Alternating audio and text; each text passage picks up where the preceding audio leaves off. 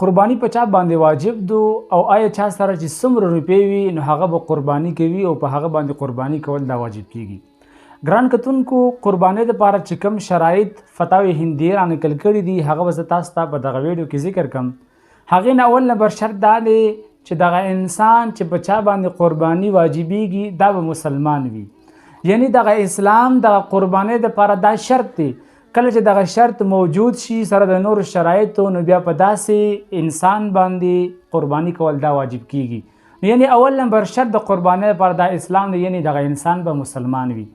دویم نمبر حریت دی، یعنی دغه انسان چې دی اسلام سره سره به د آزاد وي. مخکې زمانه کې غلامان وو، وینځې به وي، نو دغه مسله چې د شریعت ځکه مخې ته راوړې دو. اوس زمانه کې چې د غلامانو وینځې نشته دی نو دغه شرط د قربانۍ لپاره اوس هم چې دی شته دی چې قربانۍ دپاره اول اسلام دی او دویم نمبر شرط دا چې دغه انسان به سره د مسلمانۍ آزاد وي، یعنی غلام به نه وي. او دریم نمبر شرط چې د اقامت دی، یعنی دغه انسان به مقیم وي، یعنی مسافر به نه وي. کوم یو انسان چې مسلمان دی ورسره آزاد دی او مالک نصاب دی خو لیکن دغه انسان مسافر دی نو بیا په داسې انسان باندې قرباني کول دا نه دی واجب. سله ځکه چې دغه قربانۍ وجوب دپاره دریم نمبر شرط دا دی چې دغه انسان به مقیم وي. سفر مطلب دا چې نن سبا جدید چې کومه پیمانه دو 92 کیلومتر یا 98 کیلومتر باندې یو انسان د 15 ورځو نه کم په سفر باندې وځي نو دغه انسان چې مسافر دی. په دغه ورځو کې چې کله د یوم النحر یعنی 10 ذوالحجه 11 ذوالحجه او 12 ذوالحجه دغه ورځې راشي نو په داسې مسافر باندې بیا قرباني کول دا نه دی واجب.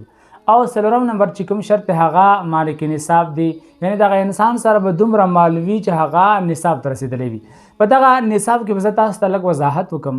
ګران کتونکو دغه نصاب څومره دی، یعنی اوس موجوده وخت کې په 2023 کې یعنی یو انسان سره څومره روپۍ وي په ده باندې قرباني کول واجب کیږي.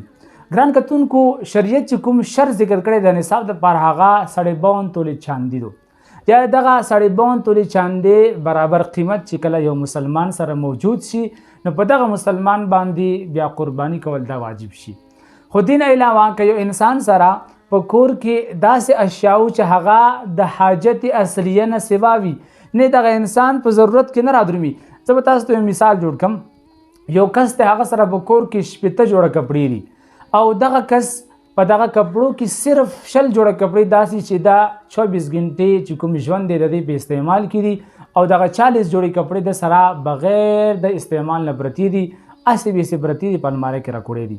نو اوس د دغه 40 جوړو دغه انسان به قیمت وباسي.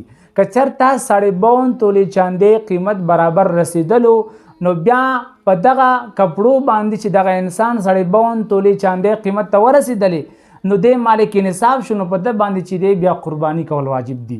دا چې 2023 دی جون میاشتو او په دغه میاشت کې چې کوم د اندرشیر ریټ وتلی د چاندې والا 2700 روپۍ توله وتلی وه او دا ټوټل 52 تولې چاندې چې حساب وکړي نو 1,41,750 روپۍ.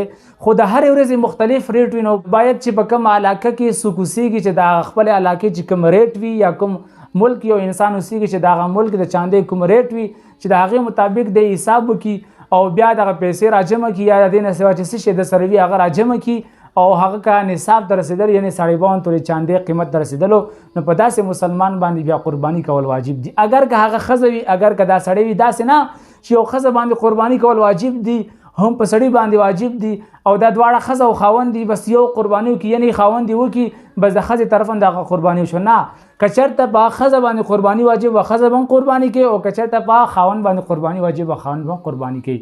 نو ګران کتونکو څوک هم چې مالک نصاب وي مالک نصاب کې هر هغه څیز رادرومي چې هغه د ستا ضرورت نه سوا وي ستا په کور کې ستا په استعمال کې نه وي نو هغه به چې کاونټ کولی شي هغه به حسابولی شي دغه روپو ته به راړولی شي. که چېرته 52 تولې چاندې قیمت ته رسېدو نو په داسې مسلمان باندې بیا قرباني کول دا واجب دي او که چېرته 52 تولې چاندې قیمت ته نه رسېدو نو په دغه صورت کې په دا مسلمان باندې بیا قرباني کول نه دی واجب. واخر دعوانا ان الحمد لله رب العالمین.